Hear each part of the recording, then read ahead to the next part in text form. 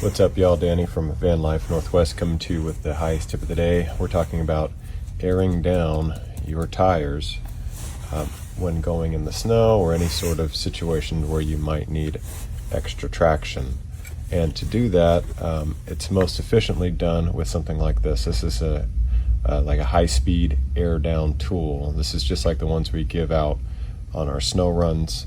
The advantage to this is that you're able to air down a tire like this, which is a 235 75 15. That's what we put on all of our Hiaces that we sell. You're able to air it down in a matter of seconds, as opposed to kind of old school way of just holding a little stick or your key on the valve to let the air out slowly. So I'm going to show you how this works, but first I'm going to kind of give you just an overview of what it's doing. What it essentially is doing is removing the valve core. So this is a valve here, and then inside there's a core. So that little tip right inside there, you press that down and that's what releases the air, but if you let go, it keeps the air from coming out. But what this tool does essentially is allow you to remove the valve core, and then it is captured in this tube right here, this mechanism. It's captured in there so it doesn't just fly out. You could, and people do, use this. This is a valve core removal tool, and simply remove the valve core, keep track of it, and then pop it back in when it's the right pressure. But it's a lot more tricky. You have to go back and forth with the gauge. Works good on big tires that you're airing down heavily, like big wheelers, but not so much on something like a Hiace. So what this does is pull the valve core out, allow you to let the air out at increments, and then it measures how much air is left as you're going. Then you're going to screw the valve core back in, make sure it's seated properly, and then pull the tool off. So I'll show you how that works right now. Okay, first step is to obviously pop off the cap here.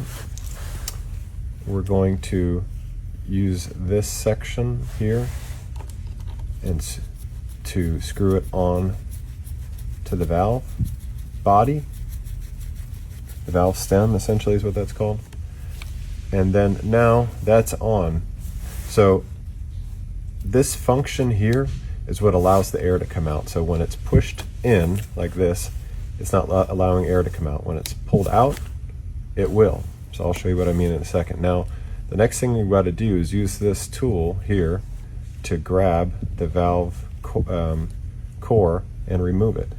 So you're going to feel around and push in this way until you feel it grab. And now I felt it grab. So it's grabbed a hold of the valve core. And you're going to do counterclockwise. You got to hold it in like this. Counterclockwise, spin it, spin it, spin it. About a dozen turns until now you can hear the air. I'm able to get air out of that. So we'll go over here to our gauge. And what we usually air down to about 15. I won't go down that far for this video, but so let's say we're at our desired air pressure.